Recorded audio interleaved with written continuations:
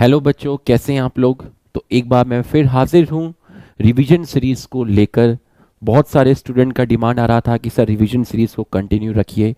तो molecular basis of inheritance के आपको 4 लेक्चर दिए जा चुके हैं। लेक्चर 1, 2, 3, 4 इन चारों का मैं कंबाइंड रिवीजन आपका ले रहा हूँ। तो हम चैप्टर के साथ साथ चलेंगे और प्रिंसिपल ऑफ इनहेरिटेंस को भी मैं कंटिन्यू करूँगा। परेशान मत होना और फीडबैक दीजिएगा आपको रिवीजन सीरीज कैसी लगी। बच्चों, सबसे पहले हमने आपको पढ़ाया था न्यूक्लिक एसिड। न्यूक्लिक एसिड को डिस्कवर मैशर ने किया था और उन्होंने न्यूक्लिन बोला था। टर्म न्यूक्लिक एसिड ऑल्टमैन ने दिया था। न्यूक्लिक एसिड बना हुआ होता है न्यूक्लियोटाइड का। न्यूक्लियोटाइड में 3 चीजें हैं, बेस, शुगर, फॉस्फेट। अगर मैं यहां से फॉस्फेट हटा दूं तो आपका बनेगा न्यूक्लियोसाइड। तो बेस और शुगर न्यूक्लियोटाइड में भी है, न्यूक्लियोसाइड में भी है। डिफरेंस क्या है, यहाँ फॉस्फेट है, यहाँ फॉस्फेट नहीं है। अब एक एक करके देखते हैं।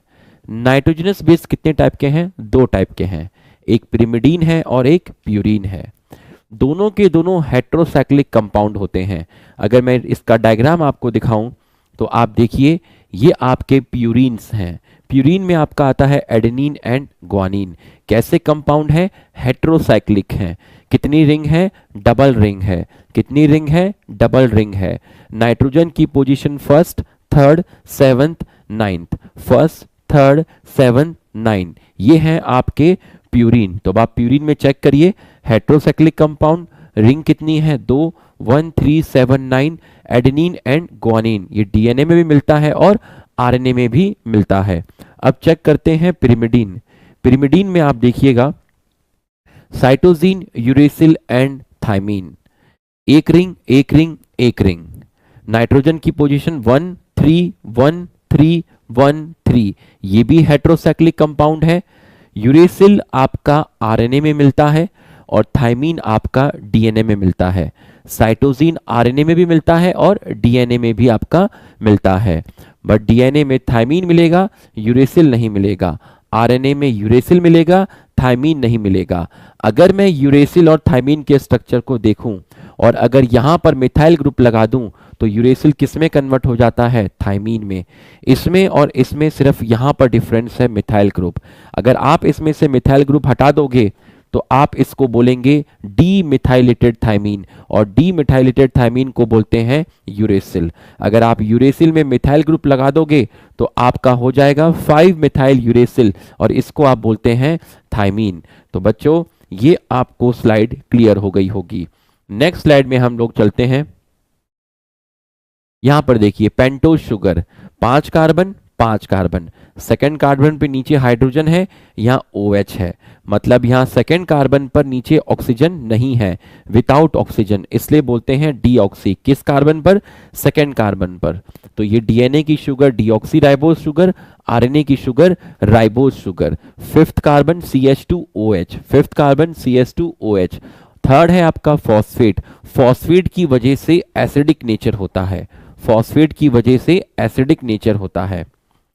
यहां पर देखिए मैंने न्यूक्लियोसाइड बनाया है। कितना न्यूक्लियोसाइड बनाया है? 1।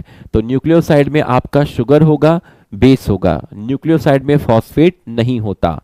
तो 1, 2, 3, 4, 5, ये कौन सा कार्बन है? 1। ये कौन सी पोजीशन है? 9th। ये 2 रिंग वाला स्ट्रक्चर है, कौन सा? प्यूरीन।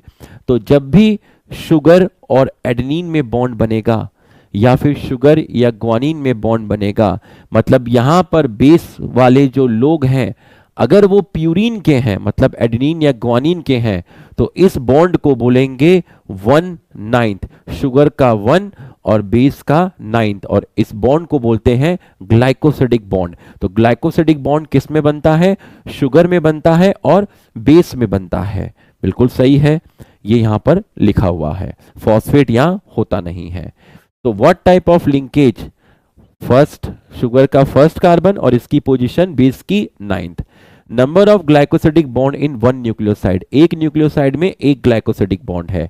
एक न्यूक्लियोसाइड में एक शुगर है, एक न्यूक्लियोसाइड में एक बेस है, एक न्यूक्लियोसाइड में आपका फॉस्फेट 0 है, तो नंबर ऑफ फॉस्फेट 0, क्योंकि न्यूक्लियोसाइड में फॉस्फेट नहीं होता। अगर क्वेश्चन में आपको दिया कि 20 न्यूक्लियोसाइड हैं तो ग्लाइकोसिडिक बॉन्ड कितने हो गए 20, बेस कितने हो गए 20, फॉस्फेट कितने हो गए 0। ये देखिए आप, अब यहां पर ये भी न्यूक्लियोसाइड है क्योंकि यहां पर फॉस्फेट नहीं है। तो इसमें और उस पुराने वाले में क्या डिफरेंस था, इसमें और पुराने वाले में क्या डिफरेंस था, यहां पिरिमिडीन है, मतलब ये साइटोसिन हो सकता है, थाइमीन हो सकता है या फिर यूरेसिल हो सकता है। तो शुगर का फर्स्ट कार्बन और यहां पर पिरिमिडीन का फर्स्ट पोजीशन, तो 1-1 ऐसे ग्लाइकोसिडिक बॉन्ड को बोलते हैं 1-1 ग्लाइकोसिडिक बॉन्ड। तो अगर पिरिमिडीन के मेंबर जुड़ेंगे बेस में तो 1-1 ग्लाइकोसिडिक बॉन्ड, अगर आपके प्यूरिन के जुड़ेंगे तो 1-9 ग्लाइकोसिडिक बॉन्ड। देखिए ये मैंने बनाया है न्यूक्लियोटाइड, कैसे पता, बेस है, शुगर है और फॉस्फेट है, फिफ्थ कार्बन पर क्या है फॉस्फेट। इस बॉन्ड को बोलते हैं फॉस्फोमोनोएस्टर बॉन्ड, इसको बोलते हैं फॉस्फोमोनोएस्टर बॉन्ड। एक न्यूक्लियोटाइड में एक फॉस्फेट, कितना शुगर है, एक शुगर है, कितना बेस है, एक बेस है, कितना ग्लाइकोसिडिक बॉन्ड है, एक। अगर 20 न्यूक्लियोटाइड है तो 20 phosphate, 20 sugar, 20 base and 20 glycosidic bond. ये मैं बाद में आपको बताया था। यहां पर देखिए आरएनए के अंदर बेस कौन सी मिलती है, adenine, guanine, cytosine, uracil. RNA की शुगर है राइबोज शुगर, तो बेस प्लस शुगर को हम क्या बोले थे, न्यूक्लियोसाइड। अगर कहीं पर एडेनोसिन लिखा हुआ है इसका मतलब वो किसके कॉम्बिनेशन से बना है, adenine plus ribose adenosine, guanine plus ribose guanosine, cytosine plus ribose cytidine, uracil plus ribose uridine, base plus sugar nucleoside. इसमें लगा दो फॉस्फेट, इसके पीछे फॉस्फेट लगाओ, adenosine monophosphate, guanosine monophosphate, cytidine monophosphate, uridine monophosphate. अगर कहीं पर ये चीजें लिखी हैं तो ये आपका न्यूक्लियोटाइड है। तो न्यूक्लियोसाइड प्लस फॉस्फेट न्यूक्लियोटाइड, और उसके ये और भी नाम है। ठीक इसी प्रकार से डिफरेंस क्या आएगा, यहां पर राइबोज शुगर की जगह क्या आ गया, सब में डीऑक्सी राइबोज शुगर आ गया। ठीक है, यहां पर आपका आ गया है deoxy ribose sugar. Adenine, guanine, cytosine, यहां यूरेसिल नहीं है, यूरेसिल की जगह क्या है, थाइमीन आ गया। ठीक, अब इन दोनों को मिला के लिखो, डीऑक्सी एडेनोसिन, इन दोनों को मिलाया डीऑक्सी गुआनोसिन, दोनों को मिलाया डीऑक्सी साइटिडीन, दोनों को मिलाया deoxy thymidine, base plus sugar, ये सब क्या हुए, ये न्यूक्लियोसाइड हुए। इनके पीछे फॉस्फेट लगा दो, deoxy adenosine monophosphate, deoxy guanosine monophosphate, deoxy cytidine monophosphate, deoxy thymidine monophosphate. ये क्या हो गए, ये न्यूक्लियोटाइड हो गए और ये इसके अलग नाम है। अब दो चीजें थी जिन्होंने डीएनए के स्ट्रक्चर को समझने में हेल्प की। पहली चीज थी फ्रैंकलिन एंड विलिकिन के द्वारा डीएनए का एक्सरे क्रिस्टलोग्राफी टेक्निक की हेल्प से स्टडी करना, और दूसरा था आपका चार्गफ रूल जो चार्गफ साहब ने दिया था, जो कि डबल स्टैंडर्ड डीएनए के लिए वैलिड था। इनके अकॉर्डिंग नंबर ऑफ पिरिमिडीन किसके बराबर होते हैं, नंबर ऑफ प्यूरिन के। पिरिमिडीन में cytosine plus thymine. Sir uracil क्यों नहीं लिखा, यूरेसिल इसलिए नहीं लिखा क्योंकि डीएनए में यूरेसिल की जगह थाइमीन मिलते हैं। Is equal to purine adenine plus guanine, इसको नीचे लेके चले गए तो इज इक्वल टू 1, ये कांस्टेंट रहता है। Base ratio A plus T upon ji plus सी, इसकी जो वैल्यू है वो स्पेसिफिक होती है फॉर स्पीशीज। जैसे प्रोकैरियोट में जी प्लस सी ज्यादा मिलता है as compare to A plus T, तो जो डिनोमिनेटर होगा वो आपका बड़ा होगा, इसलिए आपका यहाँ पर जो रेशियो आता है ए प्लस टी और जी प्लस सी का वो एक से कम आता है। यूकैरियोट में ए प्लस टी ज्यादा होता है as compare to G plus C, इसलिए यहाँ पर जो न्यूमरेटर है वो बड़ा है, इसलिए इनका जो रेशियो है वो मोर देन 1 आता है। एडेनिन थाइमीन के बराबर होते हैं। अगर डीएनए में एडेनिन 20 है तो थाइमीन भी 20 होंगे। एडेनिन और थाइमीन में 2 हाइड्रोजन बॉन्ड हैं। गुआनिन साइटोसिन के बराबर है, अगर गुआनिन 30 है तो साइटोसिन भी 30 होगा। इनमें 3 हाइड्रोजन बॉन्ड होते हैं। जितने शुगर होते हैं उतने ही फॉस्फेट होते हैं, जितने शुगर होते हैं उतने ही फॉस्फेट होते हैं। इसके बाद आपका डबल हेलिक्स मॉडल दिया गया था। तो जो डबल हेलिक्स मॉडल है आपका डबल स्टैंडर्ड डीएनए, हमारा डीएनए लीनियर है, हम लोग यूकैरियोट्स हैं। किन्होंने दिया था, वॉटसन एंड क्रिक ने। ईयर क्या था? 1953। डीएनए के बहुत टाइप होते हैं, ABCDZ, बट सब हमारे कोर्स में नहीं है। वॉटसन एंड क्रिक ने जो दिया था वो बी डीएनए था और उसका रोटेशन राइट हैंडेड डीएनए था। नंबर ऑफ बेस पेयर पर टर्न। अब आप देखिए, एक टर्न के अंदर एक मेजर ग्रूव होगा और एक माइनर ग्रूव होगा। तो एक टर्न में कितनी सीढ़ियां हैं? 1 2 3 4 5 6 7 8 9 10। तो कितने बेस पेयर हो गए? 10 बेस पेयर हो गए। और दो बेस पेयर के बीच में जो डिस्टेंस होता है, दो बेस पेयर के बीच में जो डिस्टेंस होता है वो होता है 3.4 एंगस्ट्रॉन, जिसको आप वर्टिकल राइज पर बेस पेयर बोलते हैं। नैनोमीटर में आएगा 0.34 नैनोमीटर। हेलिक्स लेंथ कैसे निकालेंगे? इन दोनों को मल्टीप्लाई कर दो। तो 1 हेलिक्स लेंथ, 1 कॉइल या 1 turn of DNA is equal to 1 major groove plus 1 minor groove, और number of base pair into distance between two base pair. Number of base pair कितने हैं? 10। डिस्टेंस कितना है? 3.4। कितना आ गया? 34 एंगस्ट्रॉन। नैनोमीटर में कितना होगा? 3.4 नैनोमीटर। तो ये आपको समझ में आ गया होगा। अगर यहां पर ये हेलिक्स लेंथ हो गई। हॉलमार्क ऑफ डीएनए, हॉलमार्क क्या है? बेस पेयर जो हैं आपके, जो ये बेसिस हैं, इनके बीच में ये जो हाइड्रोजन बॉन्ड जो मैंने रेड कलर से बनाए हैं वो डीएनए का हॉलमार्क है। टोटल चेन कितनी होती हैं? 2 चेन होती हैं। ठीक है, ए और टी में 2 हाइड्रोजन बॉन्ड, जी और सी में 3 हाइड्रोजन बॉन्ड। अगर ये कैसे हैं? कॉम्प्लीमेंट्री हैं। कॉम्प्लीमेंट्री मतलब अगर एक चेन में आपको सीक्वेंस पता है तो आप दूसरे चेन में प्रेडिक्ट कर सकते हैं। क्यों?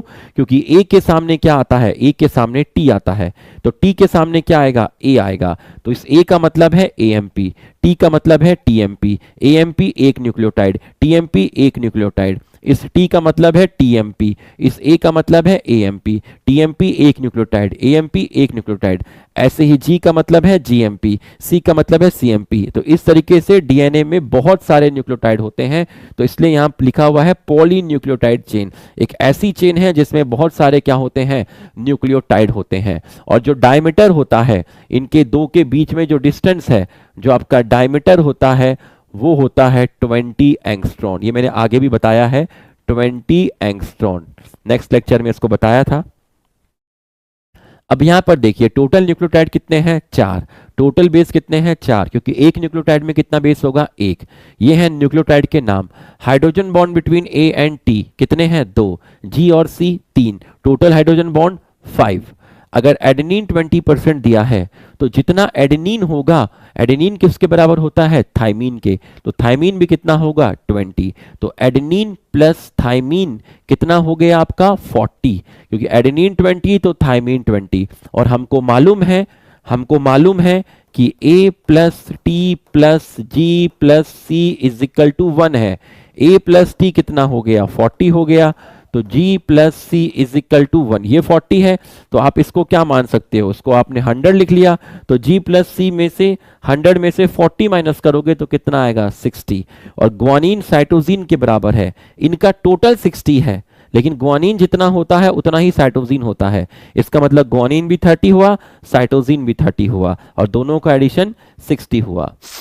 If adenine 10%, then total number of hydrogen bond. बच्चों एडेनिन 10 है तो थाइमीन भी 10 होगा। तो एडेनिन और थाइमीन के कितने बेस हो गए? 20 बेस हो गए। तो इनमें जो बेस पेयरिंग होगी ए और टी के टोटल बेस 20 हैं। तो अगर 10 हस्बैंड है 10 वाइफ है तो टोटल लोग कितने हो गए? 20। बट कपल कितने बनेंगे? कपल बनेंगे 10। तो अगर 20 बेस हैं तो बेस पेयर कितने होंगे? 10 बेस पेयर। तो ए और टी के 10 बेस पेयर होंगे। ए और टी के एक बेस पेयर में 2 हाइड्रोजन बॉन्ड है, 10 बेस पेयर में 20 हाइड्रोजन बॉन्ड होंगे। तो अब आप जी और सी निकालिए। जी और सी कितना होगा? 100 में से 20 माइनस कर दीजिए, तो जी और सी कितना हो गया? 80 बेस। 80 बेस मतलब इसमें 40 लड़के हैं 40 लड़कियां हैं, 40 हस्बैंड हैं 40 वाइफ हैं। तो कपल कितने होंगे? कपल होंगे आपके 40 कपल होंगे। ठीक है, मतलब 40 जोड़े होंगे, 40 पेयर होंगे। तो एक पेयर में 3 हाइड्रोजन बॉन्ड है, तो 40 में कितने होंगे? 120। 120 plus 20 140। If adenine 120 total 20 turns in DNA, total number of pyrimidine which form triple bond. बच्चों पिरिमिडीन डीएनए में कौन कौन से मिलते हैं? साइटोसिन भी पिरिमिडीन है, थाइमीन भी पिरिमिडीन है। बट यहां क्वेश्चन में उस पिरिमिडीन के बारे में पूछा है जो पिरिमिडीन आपका ट्रिपल बॉन्ड बनाता है। और ट्रिपल बॉन्ड कौन बनाता है? साइटोसिन बनाता है। तो मतलब थायमीन नहीं पूछा, साइटोसिन पूछा है। डीएनए के एक टन में 20 बेस पेयर हैं, क्वेश्चन में 20 टन दिए हैं, तो टोटल बेस पेयर कितने हो गए? 200 बेस पेयर हो गए। मतलब कितने बेस हो गए? 400। तो 400 बेस में एडेनिन 120 है, तो थायमीन भी कितना हुआ? 120। इन दोनों का एडिशन 240। अब 100 में से माइनस मत करना क्योंकि टोटल बेस 400 है, तो 400 में से 240 माइनस किया तो जीएनसी कितना आ गया? टोटल 160। तो ग्वानिन किसके बराबर होता है? साइटोसिन। तो जितना ग्वानिन उतना साइटोसिन, तो guanine 80, cytosine 80। Length of DNA, length of DNA इसको देख लीजिए। Length of DNA is defined as number of nucleotide और पेयर ऑफ न्यूक्लियोटाइड और बेस पेयर। ये ऑर्गेनिज्म है 5174, ये आपका वायरस है। इसमें डीएनए ही सिंगल स्ट्रैंडेड है, इसलिए यहां पर बेस लिखा है, बेस पेयर नहीं लिखा क्योंकि एक ही स्ट्रैंड है। लैम्बडा फेज वायरस है, डीएनए डबल स्ट्रैंडेड है, तो यहां 48502 बेस पेयर मिलेंगे। ई कोलाई और ह्यूमन जीनोम का डेटा इंपॉर्टेंट है। बैक्टीरिया हैप्लॉइड होता है, डीएनए डबल स्टैंडर्ड है, 4.6 इंटू 10 की पावर 6 बेस पेयर मिलेंगे। हमारे हैप्लॉइड में 3.3 इंटू 10 की पावर 9 बेस पेयर मिलेंगे। हैप्लॉइड, जीनो मतलब हैप्लॉइड, आधे क्रोमोसोम, हैप्लॉइड सेट। लेकिन डिप्लॉइड के अंदर क्या मिलेगा? 6.6 इंटू 10 की पावर 9 बेस पेयर। तो बच्चों ये हमने आपका एक हमने सॉल्व कर लिया लेक्चर 1। तो बच्चों लेक्चर 2 का रिवीजन करते हैं। बच्चों फॉस्फोडाइस्टर बॉन्ड क्या होता है देखिएगा। ये एक चेन है, ये दूसरी चेन है। यहां एक चेन में 3 न्यूक्लियोटाइड दिखाए, यहां पर 3 न्यूक्लियोटाइड दिखाए। दो न्यूक्लियोटाइड के बीच में जो बॉन्ड बनता है वो फॉस्फोडाइस्टर बॉन्ड होता है। देखिए यहां पर एएमपी है, मैं एएमपी बनाता हूं। एएमपी एक न्यूक्लियोटाइड है, उसमें शुगर होगी, उसमें बेस होगा एडेनिन, और उसका फोर्थ और फिफ्थ कार्बन, और फिफ्थ कार्बन पर क्या प्रेजेंट है? फॉस्फेट। इसके नीचे क्या है? टीएमपी है, मैं टीएमपी बनाता हूं। देखिएगा ये मैंने ये वाला न्यूक्लियोटाइड यहां पे बनाया, ये देखिए थाइमीन। फिफ्थ कार्बन पर क्या है? आपका फॉस्फेट है, सही है। ओ नेगेटिव, ओ नेगेटिव, आप ओ एच भी लिख सकते हैं, मैंने नेगेटिव चार्ज लगाया है, ये आप केमिस्ट्री में ज़्यादा समझेंगे मुझसे, ठीक है। अब आप देखिए यहाँ पर O, यहाँ O नेगेटिव, यहाँ मैंने OH लिख दिया क्योंकि मैंने O नेगेटिव, मैंने नेगेटिव चार्ज हटा दिया, ठीक। तो ये फिफ्थ कार्बन पर, तो ये OH और H यहाँ से हट गया, पानी निकल गया, तो ये और ये इसके बीच में ये चीज बची, ये ऑक्सीजन, ऑक्सीजन किसके ऊपर आ गया? P के ऊपर, ये देखिए P के ऊपर, साइड में O, ये O और ये O और ये स्ट्रक्चर एज इट इज। तो दो न्यूक्लियोटाइड के बीच में जो बॉन्ड बना उसको बोलते हैं phosphodiester bond, formed between two nucleotide in single chain. तो ऊपर कौन सा एंड फ्री है? फिफ्थ एंड फ्री है। नीचे कौन सा एंड फ्री है? थर्ड एंड फ्री है। तो बच्चों 3 प्राइम और फिफ्थ प्राइम ये बॉन्ड देखिए, इसका थर्ड पोजीशन, इसका फिफ्थ पोजीशन। तो यहां पर थर्ड कार्बन पर जो OH ग्रुप है वो फिफ्थ कार्बन के फॉस्फेट के साथ पानी निकालकर जो बॉन्ड बनाता है उसको बोलते हैं फॉस्फोडाइस्टर बॉन्ड। तो 3 5, तो 3 प्राइम 5 प्राइम। ऊपर कौन सा एंड फ्री है? 5। नीचे कौन सा एंड फ्री है? 3। 3 मतलब इस शुगर का OH ग्रुप आपका फ्री है। तो यहां लिखा है 3 प्राइम OH। 3 प्राइम का मतलब होता है थर्ड कार्बन, थर्ड कार्बन पर जो OH ग्रुप है किसका? शुगर का। थर्ड कार्बन किसका? शुगर का। उस पे कौन सा ग्रुप है? OH group. क्या बनाएगा? Phosphodiester bond. किसके साथ? फॉस्फेट के साथ। कहां पर है फॉस्फेट? शुगर के फिफ्थ कार्बन पर ऑफ सेकेंड न्यूक्लियोटाइड। तो ये आपका बनता है इसका थर्ड कार्बन, इस शुगर के फिफ्थ कार्बन का फॉस्फेट, इनके बीच में जो बॉन्ड बना फॉस्फोडाइस्टर बॉन्ड। तो दो न्यूक्लियोटाइड के बीच में एक बनेगा, तो ये 1 2 3 4। तो फॉस्फोडाइस्टर बॉन्ड कितने हो गए? 4। यहां पर देखिए number of base pair 4, number of basis 8, glycosidic bond 8 क्योंकि एक न्यूक्लियोटाइड में एक glycosidic bond. Number of nucleotide कितने हो गए? 8। हाइड्रोजन बॉन्ड कितने हो गए? 3 4 5 6 7 8 9 10। नंबर ऑफ शुगर, जितने न्यूक्लियोटाइड उतने शुगर, जितने शुगर उतने आपके फॉस्फेट, तो आपके 8 फॉस्फेट। Phosphodiester bond 1 2 3 4 5 6। तो टोटल नंबर ऑफ बेस कितनी बेस है? 8। उसमें से क्या माइनस कर दो, 2, तो आपका फॉस्फोडाइस्टर बॉन्ड आ जाएगा। Total number of base -2 is equal to phosphodiester bond. We require minimum 2 nucleotide in one chain to define phosphodiester bond। बिल्कुल सही है, कम से कम हमें एक चेन में 2 न्यूक्लियोटाइड चाहिए, क्योंकि 2 न्यूक्लियोटाइड के बीच का बॉन्ड फॉस्फोडाइस्टर होता है। तो अगर एक चेन में एक न्यूक्लियोटाइड है तो आप फॉस्फोडाइस्टर बॉन्ड को डिफाइन नहीं कर सकते। अगर हमारे पास 1000 बेस पेयर हैं तो बेस कितने हो गए, 2000। जितने बेस उतने glycosidic bond. Hydrogen bond data is not sufficient. क्यों, आपको ये पता ही नहीं है कि एडेनिन कितने हैं, थाइमीन कितने हैं, ग्वानिन कितने हैं, साइटोसिन कितने हैं, तो आप हाइड्रोजन बॉन्ड कैसे पता लगाओगे। एटलीस्ट किसी एक के बारे में पता होता। अगर एडेनिन के बारे में पता होता तो हम थाइमीन, ग्वानिन, साइटोसिन निकाल लेते और हाइड्रोजन बॉन्ड कैलकुलेट कर लेते। Phosphodiester bond, total number of base -2, 2000 - 2 1998।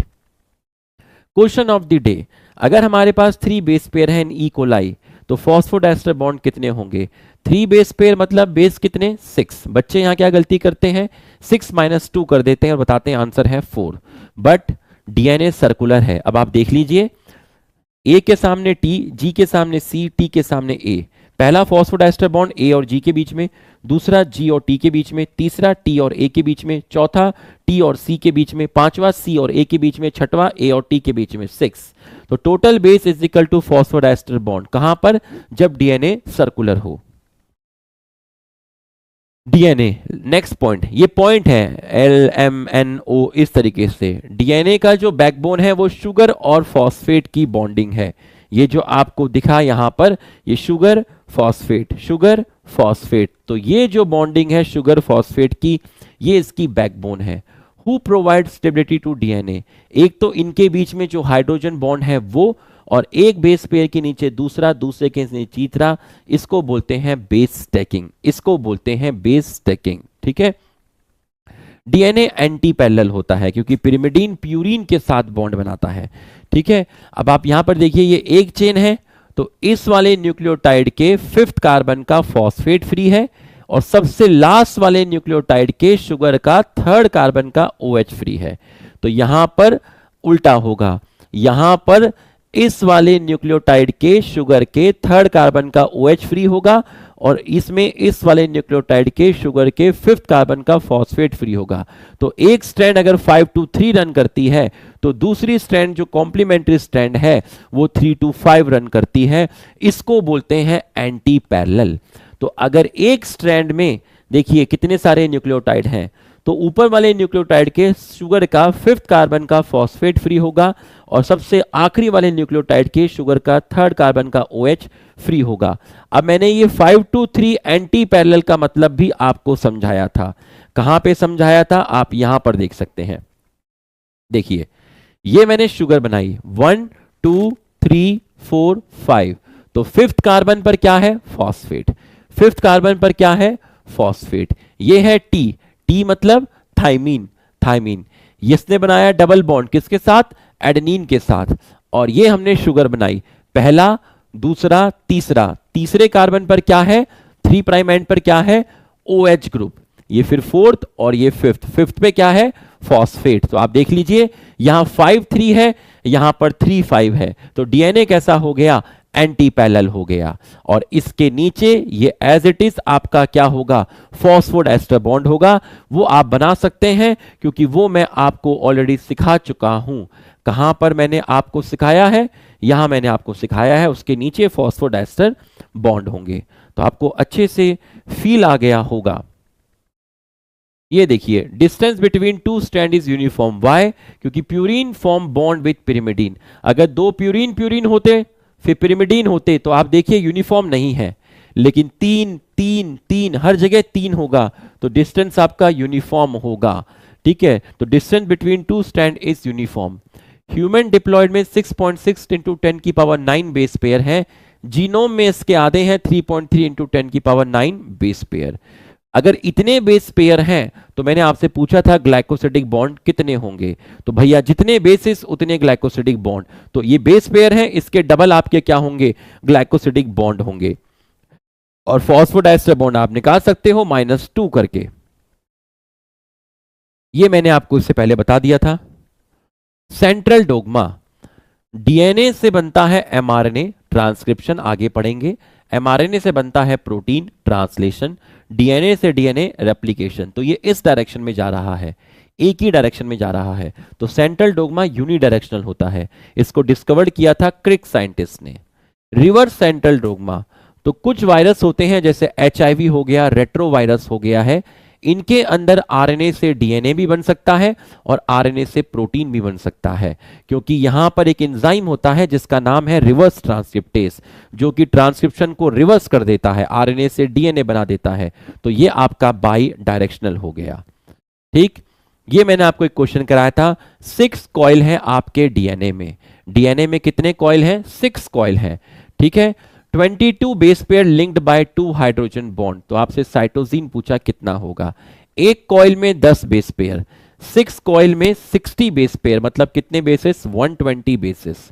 और 22 बेस पेयर में 2 हाइड्रोजन बॉन्ड हैं, और 2 हाइड्रोजन बॉन्ड एडेनिन और थाइमीन के बीच में होते हैं, मतलब इनके 22 बेस पेयर हैं। तो इनके टोटल बेस कितने हो गए? 44 हो गए। और हमें टोटल 120 दिया है, 120 में से 44 निकालो तो ग्वानिन और साइटोसिन का आएगा 76। तो इसका जितना ग्वानिन होता है उतना साइटोसिन होता है, तो 38।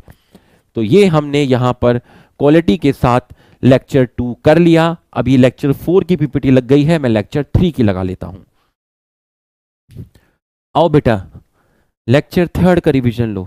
देख लो, तीसरी बार इसका रिवीजन हो रहा है। देखो, length of DNA from human diploid cells निकालने के लिए फॉर्मूला है number of base pair into distance between 2 base pair. 2 base pair के बीच में डिस्टेंस है 3.4 एंगस्ट्रॉन। उसको मैंने मीटर में कन्वर्ट किया तो आपका आया 0.34 into 10⁻⁹ metre. Number of base pair हमें याद रखना है 6.6 इंटू 10⁻⁹ बेस पेयर है।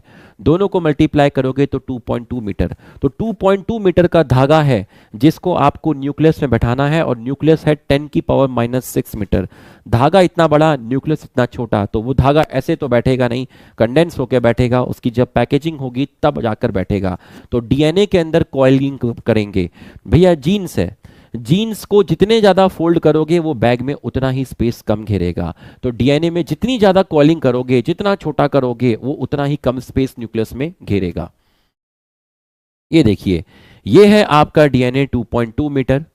ये आपके हिस्टोन प्रोटीन है H2A, H2B, H3, H4। सबके कितने कितने मॉलिक्यूल हैं? 2।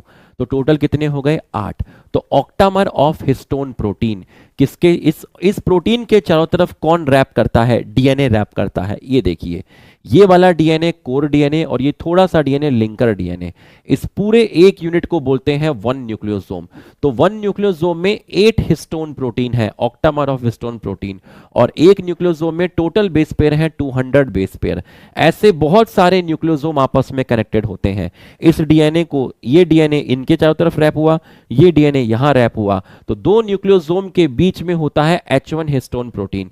इसको सीलिंग प्रोटीन बोलते हैं। 2 न्यूक्लियोसोम के बीच में होता है।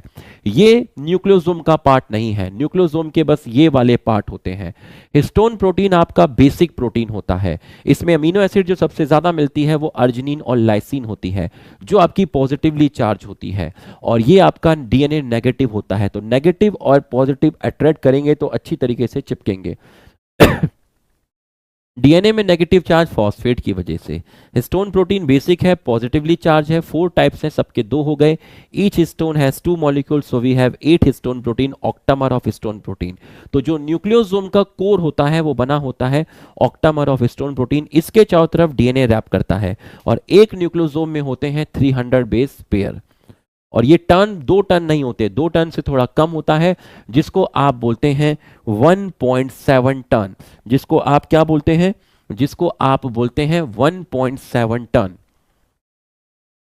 Core of nucleosome made up of octamer of histone protein. H1 histone protein not a part of nucleosome. अब आपसे पूछा कि नंबर ऑफ न्यूक्लियोसोम कितने हैं ह्यूमन डिप्लॉयड सेल्स में। इसी को बोल रहे हैं बीड, इसी को बोल रहे हैं बीड। इस पूरे को बोलते हैं बीड ऑन स्ट्रिंग। ये बीड है, फिर डीएनए, फिर ये बीड है, फिर ये डीएनए, सॉरी, बीड है, डीएनए, ये बीड है, ये फिर डीएनए, फिर बीड है। देखिए, बीड डीएनए, बीड डीएनए, बीड, और हर बीड में क्या है? डीएनए है आपका। तो इस पूरे को आप सोलेनॉइड भी बोल सकते हो, और इसी को बोलते हैं beads on string, beads on string. तो बीड का मतलब है न्यूक्लियोसोम। तो कितने बीड्स हैं एक न्यूक्लियोसोम में? 200 base pair. Total base pair हमारे अंदर 6.6 इंटू 10 की पावर 9 बेस पेयर मिलते हैं। तो बताओ 6.6 इंटू 10 की पावर 9 बेस पेयर को 200 बेस पेयर से डिवाइड किया तो न्यूक्लियोसोम का नंबर आ गया। अगर इकोलाई की लेंथ 1.36 mm है तो नंबर ऑफ बेस पेयर पूछा है। Distance between two base pair को मीटर में कन्वर्ट किया, 0.34 इंटू 10 की पावर 9 मीटर आया। इसको यहां लेके जाओ, मिलीमीटर को मीटर में कन्वर्ट किया तो 10 की पावर -3 हो गया, काटोगे तो 4 इंटू 10 की पावर 6 बेस पेयर आएगा, जो एक्जैक्टली 4.6 इंटू 10 की पावर 6 बेस पेयर होता है इकोलाई में। यहां पर देखिए, ध्यान से देखिए, यहां ये देखिए न्यूक्लियोसोम है, न्यूक्लियोसोम के चारों तरफ क्या रैप है? डीएनए है। ये भी न्यूक्लियोसोम है, यहां भी क्या है? डीएनए रैप है। बट यहां पर ज्यादा कॉम्पैक्टली अरेंज है, ज्यादा टाइटली अरेंज है। यहां डीएनए थोड़ा खुला है, अनवाइंडिंग है। यहां डीएनए उतना गुत्थम गुत्था नहीं है जितना डीएनए यहां गुत्थम गुत्ता है। तो अगर डीएनए लूजली पैक्ड है तो ऐसे डीएनए को बोलते हैं यूक्रोमेटिन। अगर डीएनए टाइटली पैक्ड है तो इसको बोलते हैं हेट्रोक्रोमेटिन। जब आप इसको स्टेन करोगे डाई के साथ और आप इसको देखोगे तो ये पार्ट आपको स्टेन करने के बाद लाइट दिखेगा, लेकिन हेट्रोक्रोमेटिन को स्टेन करने के बाद ये डार्क दिखेगा। ये ज्यादा वाउंड है, ज्यादा कॉइलिंग है। वाउंड, अनवाइंडिंग मतलब अनवाउंड, खुला हुआ है। ये वाला डीएनए ही एमआरएनए बना सकता है। तो ये वाला डीएनए ट्रांसक्रिप्शनली एक्टिव है, ये डीएनए एमआरएनए नहीं बना सकता, ये ट्रांसक्रिप्शनली इनएक्टिव है। आज तुम्हें मजा आ जाएगा बेटा। कमेंट करके जरूर बताइएगा क्लास कैसी लगी। Turn of DNA 1.7 turn. Solenoid form किसको बोला? सोलेनॉइड फॉर्म जब बहुत सारे न्यूक्लियोसोम्स होते हैं तो इसको सोलेनॉइड फॉर्म बोल देते हैं, इस पूरे को सोलेनॉइड फॉर्म बोल देते हैं। आज तुम्हें फील हो जाएगा। ये देखिए डीएनए, फिर और पैकेजिंग और पैकेजिंग और पैकेजिंग और पैकेजिंग और आखिरी में बन गया आपका क्रोमोसोम। डीएनए की पैकेजिंग दो लेवल पे होती है, एक शुरू में कॉइलिंग होती है, एक बाद में कॉइलिंग होती है। शुरू में हिस्टोन प्रोटीन आते हैं जो कि बेसिक होते हैं, जिनमें अर्जिनिन और लाइसिन अमीनो एसिड ज्यादा मिलती है। बाद में नॉन हिस्टोन प्रोटीन आते हैं जिनको स्केफोल्ड प्रोटीन बोलते हैं, जो एसिडिक प्रोटीन होते हैं। और यही यूक्रोमेटिन और हेट्रोक्रोमेटिन मैंने यहां पर आपको दिखाया। जो आपको स्टेन करने के बाद जो रीजन डार्क दिख रहा है, देखिए कोने डार्क दिख रहे हैं, ये डार्क दिख रहा है, ये डार्क दिख रहा है, उस डार्क रीजन को बोलते हैं हेट्रोक्रोमेटिन। और जो डीएनए यहां मिलेगा जो लाइट दिख रहा है उसको बोलते हैं यूक्रोमेटिन। ये देखिए यहां डीएनए ज्यादा रैप है तो ये डीएनए हेट्रोक्रोमेटिन, यहां कम रैप है तो ये यूक्रोमेटिन। इसको देखिए बच्चों, एक न्यूक्लियोटाइड में वैसे तो 3 फॉस्फेट होते हैं, ये देखिए 1 2 3। तो आता तो 3 फॉस्फेट वाला न्यूक्लियोटाइड है जुड़ने के लिए, लेकिन 2 फॉस्फेट यहां से निकल जाते हैं। देखिए आया था कौन जुड़ने के लिए? टीटीपी। कितने फॉस्फेट निकल गए? 2 फॉस्फेट। किस में कन्वर्ट हो गया? टीएमपी में कन्वर्ट हो गया। आया था जीटीपी, कितने फॉस्फेट निकल गए? 2। किस में कन्वर्ट हो गया? जीएमपी में। आया था सीटीपी, कितने फॉस्फेट निकल गए? किस में कन्वर्ट हो गया? सीएमपी में। तो अब आप देखिए 3 फॉस्फेट वाला न्यूक्लियोटाइड आता है, 2 निकल जाते हैं। ये जो 2 फॉस्फेट निकलते हैं इनको बोलते हैं पायरोफॉस्फेट, जो कि एनर्जी का काम करते हैं। एएमपी और टीएमपी। एएमपी आया था एटीपी, आया क्या था आपका? एटीपी, बट कितने फॉस्फेट निकल गए? 2। तो क्या बचा? एएमपी। आया था टीटीपी, बट कितने फॉस्फेट निकल गए? 2। तो ये जो 2 फॉस्फेट निकलते हैं पायरोफॉस्फेट, वो इन दोनों के बीच में फॉस्फोडाइस्टर बॉन्ड बनाने के लिए एनर्जी प्रोवाइड करते हैं। तो इन दोनों के बीच में जो बॉन्ड बनेगा, उस बॉन्ड को बनाने के लिए जो एनर्जी चाहिए होगी वो न्यूक्लियोटाइड प्रोवाइड करते हैं। किस फॉर्म में? अपने 2 फॉस्फेट को रिलीज करने में। तो एएमपी, टीएमपी, जीएमपी, सीएमपी, ये जितने भी न्यूक्लियोटाइड हैं ये 3 फॉस्फेट वाले आए होंगे, बट 3 फॉस्फेट नहीं जुड़ते, उनमें से 2 निकल जाते हैं, 1 फॉस्फेट वाला जुड़ता है। तो इस न्यूक्लियोटाइड के शुगर के 3rd कार्बन के OH पर ये जुड़ा है, इस न्यूक्लियोटाइड के शुगर के 3rd कार्बन के OH पर ये जुड़ा है, इस शुगर के न्यूक्लियोटाइड के 3rd कार्बन पर ये जुड़ा है, इस न्यूक्लियोटाइड के शुगर के 3rd कार्बन पर अभी नीचे कुछ भी नहीं है, मतलब इसका 3 प्राइम OH ग्रुप फ्री है, इसका 3 प्राइम फ्री है, इसका 5 प्राइम फ्री है, इसका 3 फ्री है, इसका 5 फ्री है। तो ये हमने यहां पर कर लिया है लेक्चर 3। ठीक है, ओ ये भी था, इसको भी देख लेते हैं। प्रोकैरियोट्स के अंदर आपका न्यूक्लियस नहीं होता, बट इसका मतलब ये नहीं है कि डीएनए पूरा का पूरा स्कैटर्ड होगा साइटोप्लाज्म में। It doesn't mean that DNA scattered in cytoplasm. Length है 1.36 mm, साइज है 1 माइक्रोमीटर। हिस्टोन प्रोटीन क्या होते हैं? एब्सेंट होते हैं। तो डीएनए नेगेटिव चार्ज है, उसके साथ एसोसिएट होते हैं नॉन हिस्टोन प्रोटीन जो कि बेसिक होते हैं, जो कि पॉजिटिवली चार्ज होते हैं, और उन नेगेटिव उन नॉन हिस्टोन प्रोटीन को बोलते हैं पॉलीअमाइंस। हमारे केस में जो एसिडिक प्रोटीन मिलते थे, हमारे केस में जो नॉन हिस्टोन प्रोटीन मिलते थे वो एसिडिक होते थे, लेकिन बैक्टीरिया में नॉन हिस्टोन प्रोटीन बेसिक होते हैं। और ये जो डीएनए आपको सर्कुलर मिल रहा है, इस डीएनए को न्यूक्लियोइड बोलते हैं। तो ये डीएनए में काफी सारी लूप्स होती हैं। तो बच्चों, हमने लेक्चर 3 भी कंप्लीट कर लिया। तो बच्चों, अब है लेक्चर 4। आप देख लीजिए, 35 मिनट हो गए हैं, 3 लेक्चर का हमने रिवीजन कर लिया है। ठीक है, बताइएगा कैसा लगा आपको। DNA is a genetic material. Scientist थे फ्रेडरिक ग्रिफिथ, ईयर था 1928। ये जिस बैक्टीरिया पे काम कर रहे थे वो स्ट्रेप्टोकोकस निमोनिया था, या आप बोल सकते हैं न्यूमोकोकस निमोनिया, और इन्होंने अपने एक्सपेरिमेंट में माइस भी यूज किए। डिजीज करता है बैक्टीरिया निमोनिया, जिसकी वजह से हो सकती है डेथ। ये जो बैक्टीरिया था, इसकी 2 फॉर्म अवेलेबल थी, एक R2 और एक S3। जब ये R2 बैक्टीरिया को मीडिया पे ग्रो कराते थे तो इसकी सेल्स और इसकी कॉलोनी शाइन नहीं करती थी, क्योंकि इसके चारों तरफ कैप्सूल नहीं है, लेकिन इसकी कॉलोनी शाइन करती है क्योंकि इसके चारों तरफ कैप्सूल प्रेजेंट है। तो ये नॉन कैप्सुलेटेड फॉर्म है स्ट्रेप्टोकोकस की, ये आपकी कैप्सुलेटेड फॉर्म है। कैप्सूल बना होता है पॉलीसैकेराइड का, इसलिए ये बैक्टीरिया रफ अपीयर होते हैं और ये बैक्टीरिया स्मूथ अपीयर होते हैं। ये बैक्टीरिया डिजीज नहीं करता, ये नॉन पैथोजेनिक है, ये नॉन वायरुलेंट है। नॉन वायरुलेंट मतलब नुकसान नहीं पहुंचाता, ये पैथोजेनिक है, ये नुकसान पहुंचाता है। ये डिजीज नहीं करता, ये डिजीज करता है। ये निमोनिया नहीं करेगा, ये निमोनिया करेगा। निमोनिया नहीं करेगा तो ये हानिकारक नहीं है, इसकी वजह से डेथ नहीं होगी, इसकी वजह से आपकी डेथ हो जाएगी। अब इन्होंने क्या किया, माइस में R2 बैक्टीरिया डाला जो कि नॉन पैथोजेनिक था, इसलिए माइस नहीं मरे। यहां माइस में आपने S3 डाला जो कि पैथोजेनिक था, इसलिए माइस मर गए। यहां माइस में आपने S3 हीट किल डाला, मतलब S3 बैक्टीरिया को मार के डाला, तो मरा हुआ बैक्टीरिया था, कुछ करेगा नहीं, तो माइस की यहां पर डेथ नहीं हुई। यहां हमने R2 और S3 मरे हुए को एक साथ डाला, मतलब एक मरा हुआ डाला और एक जिंदा डाला। हम एक्सपेक्ट कर रहे थे कि डेथ ना हो, क्योंकि R2 तो अच्छा है, S3 हीट किल भी मरा हुआ है तो ये भी नुकसान नहीं करता था, लेकिन माइस की क्या हो गई, डेथ। यहां ग्रिफिथ शॉक में चले गए। तो जब माइस को चेक किया गया तो वहां हमें क्या मिले, वहां हमें लिविंग S3 बैक्टीरिया मिले। भाई माइस के अंदर तो हमने लिविंग R2 डाले थे और मरा हुआ S3 डाला था, हमने माइस में लिविंग S3 डाला ही नहीं था, तो माइस में लिविंग S3 बैक्टीरिया मिले। ये तो कंफर्म हो रहा था कि लिविंग S3 बैक्टीरिया ने माइस को मार दिया, बट सवाल ये था कि माइस के अंदर लिविंग S3 बैक्टीरिया आए कहां से, हमने तो डाले नहीं थे। तो इन्होंने ये बोला, तो यहां पर क्या ऑब्जर्व किया गया, यहां पर यह ऑब्जर्व किया गया कि हमने डाला था R2 बैक्टीरिया, बट हमें मिला यहां पर कौन सा बैक्टीरिया, S3 बैक्टीरिया। हमने क्या डाला था, R2 बैक्टीरिया, हमें मिला क्या, S3 बैक्टीरिया। देखिए ग्रिफिथ ने क्या बोला, ग्रिफिथ ने यह बोला कि S3 हीट किल्ड बैक्टीरिया से R2 में कोई चीज गई, जो चीज गई उसको बोलेंगे समथिंग, उसी को बोलेंगे ट्रांसफॉर्मिंग प्रिंसिपल, और उसी को बोलेंगे जेनेटिक मटेरियल। बट उसका बायोकेमिकल नेचर क्या है, क्या गया, इसका डीएनए गया, इसका आरएनए गया, इसका प्रोटीन गया, ये ग्रिफिथ ने नहीं बताया। बस ये बताया कुछ गया, बट गया क्या ये नहीं बताया। तो यहां से कोई चीज यहां गई जिसने R2 बैक्टीरिया के अंदर कैप्सूल बना दिया।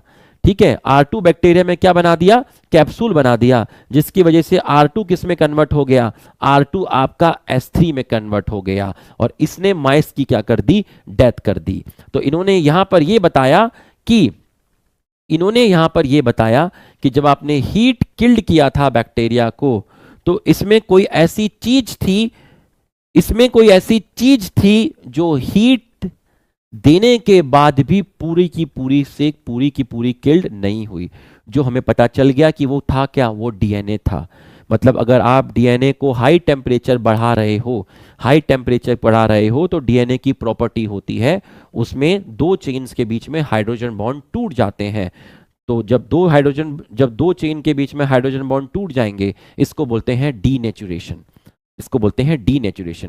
बट जब टेम्परेचर नॉर्मल आता है तो वो दोनों चेन वापस से जुड़ जाती हैं, इसको बोलते हैं रीनेचुरेशन। तो डीएनए में प्रॉपर्टी होती है, अगर आप हाई टेम्परेचर दोगे तो दोनों स्ट्रैंड के बीच में हाइड्रोजन बॉन्ड टूट जाएंगे, दोनों चेन अलग अलग हो जाएगी, डीनेचुरेशन। टेम्परेचर नॉर्मल आएगा तो वापस से रीनेचुरेशन भी हो जाता है, वापस से डीएनए डबल स्टैंडर्ड हो जाता है। तो अभी हम उसमें नहीं जा रहे हैं। तो इन्होंने कहा कि जो चीज यहां से यहां गई है, मतलब एसिड हीट किल्ड में कोई ऐसी चीज थी जो हीट की वजह से पूरी की पूरी डैमेज नहीं हो पाई। तो अब ये तो बता नहीं पाए कि वो क्या था। इसको एवरी मैकली और मैकार्टी ने बताया, biochemical nature of transformation principle explain किया गया, माइस की डेथ का रीजन एक्सप्लेन किया गया। Griffith didn't explain biochemical nature of transforming principle. Earlier it was believe that, पहले ये माना जाता था कि जेनेटिक मटेरियल प्रोटीन है। जब तक ये एक्सपेरिमेंट नहीं दिया गया था तब तक लोग ये मानते थे कि जेनेटिक मटेरियल प्रोटीन है। तो 1933 से 1944 में ये चीज बताई गई।